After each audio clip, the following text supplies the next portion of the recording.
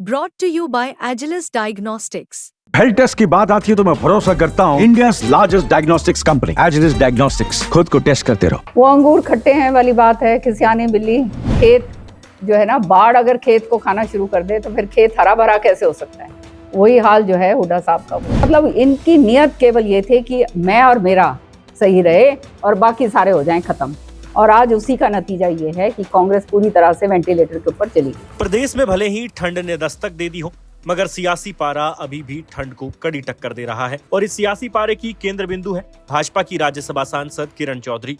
Madam को जब भी मौका मिलता है वो रोहतक वाले बड़े चौधरी पर जुबानी हमला करने में कोई कोर कसर नहीं छोड़ती। पहले मैडम कांग्रेस में रहते हुए रोहतक वाले चौधरी पर इशारों में अपनी टीस निकालती थी, लेकिन अब वो भाजपा में चली गई है तो सीधा नाम लेकर हमला बोलती हैं। कुछ इसी तरह का नजारा बीते रोज रोहतक में देखने को मिला। एक तो मैडम भूपेंद्र सिंह हुड्डा के गढ़ में थी, दूसरा उनके बगल में कृष्ण मूर्ति हुड्डा बैठे थे जो खुद भूपेंद्र हुड्डा के घोर विरोधी हैं। ऐसे में किरण चौधरी भी फुल फॉर्म में आई और एक के बाद एक भूपेंद्र सिंह हुड्डा पर निशाना साधते चली गई। लेकिन अंत में मैडम ने भूपेंद्र सिंह हुड्डा को एक सलाह भी दे दी, और सलाह ऐसी जो इस वक्त प्रदेश कांग्रेस के लिए गले का जंजाल बने सबसे बड़े मुद्दे को सुलझा सकती है। तो अंत में अब आप खुद सुनिए कि किरण चौधरी ने भूपेंद्र सिंह हुड्डा को किस कदर पहले तो खूब सुनाया और फिर उनके कौन से खास दोस्त को नेता प्रतिपक्ष बनाने की सलाह दे गई। जिस तरह से अभी कांग्रेस में आप रहे काफी लंबे समय से, जिस तरह से गुटबाजी में चीजें जो आए, जो हरियाणा की बात करें, चाहे महाराष्ट्र की, उसको लेकर जिस तरह से आरोप लग रहे हैं कि इन्होंने जो है गड़बड़ की है, तो क्या लगता है किस तरह का होगा? वो अंगूर खट्टे हैं वाली बात है कि सियानी बिल्ली खम्बा नोचे।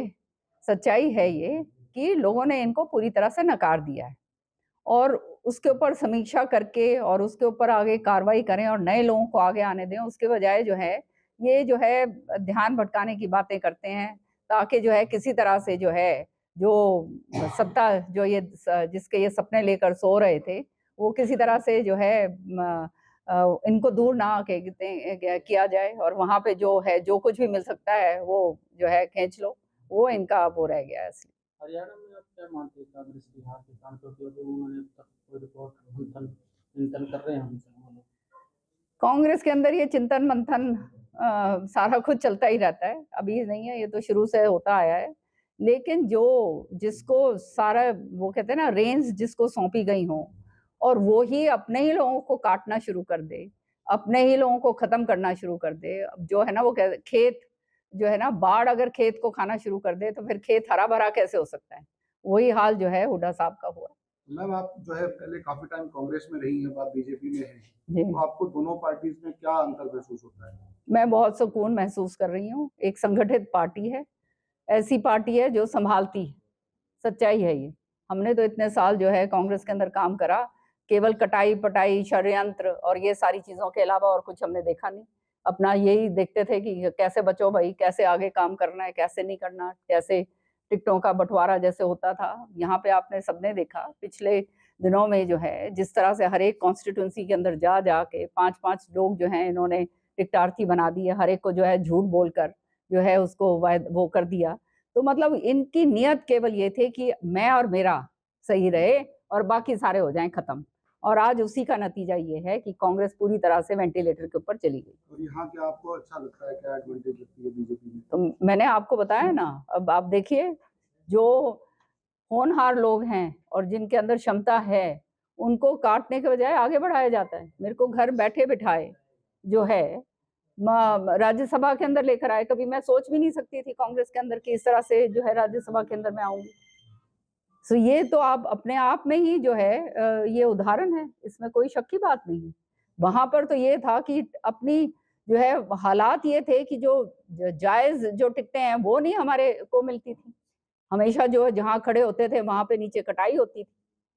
पूरी तरह से जो है ये सोचा जाता था कि इनको किस तरह से खत्म कर दिया जाए। और वही नतीजा ये है कि आज पूरे हरियाणा के अंदर अपने ही लोगों को जो है काट पीट के सारा कुछ खत्म करके इस हालात के अंदर आ गए हैं।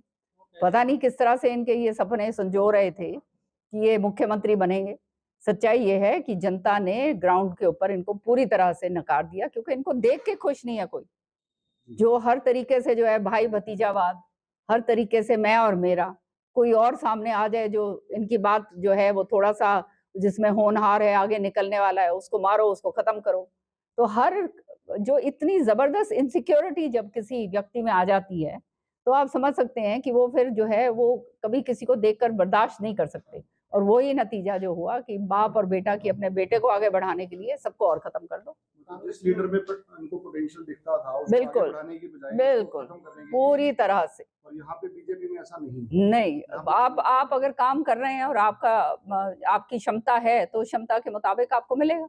लेकिन यहाँ भी सबको तो नहीं मिलता, जैसे आप नहीं, आप देखिए, कहने का मकसद ये है कि जो आपकी अगर क्षमता है और वो आप उस क्षमता के मुताबिक जो है वो देते हैं। मेरे को तो दिया है, तो मैं तो और किसकी क्या बात कहूँ।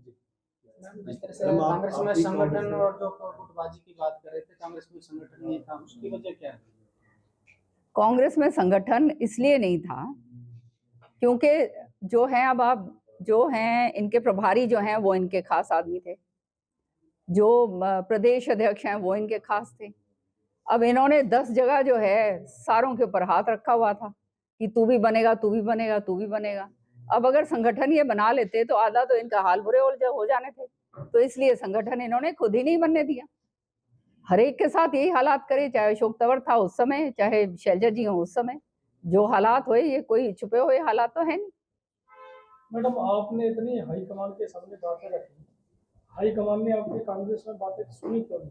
क्योंकि इन्होंने पूरी तरह से सारा सिस्टम हाईजैक कर रखा है। इसने हुड्डा साहब ने और उनके बेटे ने।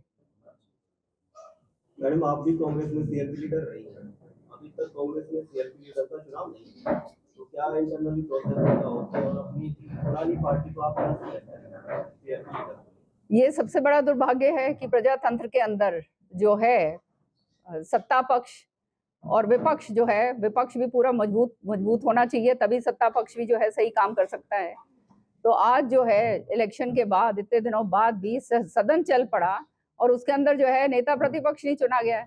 तो उसका खाली केवल एक ही बात है कि खींचातानी हो रही है। अभी तक जो है ये नहीं चाहते कि इनके हाथ से बागडोर निकले, किसी नए लोग को लेकर आए। मैंने तो बार बार बोला है, यहाँ पे रघुवीर कादियान जी जो हैं वो इतने पुराने, इतने सीनियर नेता हैं, 6-7 बारी के जीते हुए हैं, इनके खास आदमी हैं, उनको ही डाल दीजिए। उनका हक भी बनता है, उनको भी नहीं देख के राजी है। तो सच्चाई है सामने, इनकी असलियत जो है वो सामने नजर आती है।